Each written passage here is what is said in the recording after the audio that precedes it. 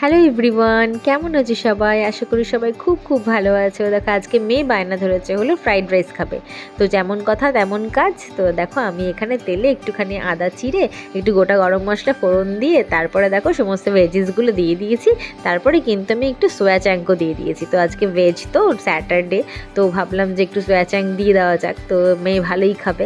তো একটু নুন দিয়ে ভালো করে ওটাকে ফ্রাই করে তারপরে আস্তে আস্তে সোয়া সস, টমেটো সস এগুলো সমস্ত দিয়ে ভালো করে একটুখানি ফ্রাই করে তারপরে কিন্তু রাইসটা দিয়ে দিয়েছি। নামানোর আগে একটু ঘি একটু গরম মশলা দিয়ে দিয়েছিলাম। তো এই হলো আজকে আমাদের ফ্রাইড রাইস। আর ফ্রাইড রাইসটা কী দিয়ে খাবো? তো ভাবলাম আজকে তো স্যাটারডে, তো আজকে তো চিকেন করা যাবে না, তো ভাবলাম যে একটু আলুর দমই করে নিই। তো আমি কিন্তু কাশ্মীরি আলুর দম করেছিলাম শুধুমাত্র কাজু বাদাম বাটা আর পোস্ত বাটা দিয়ে।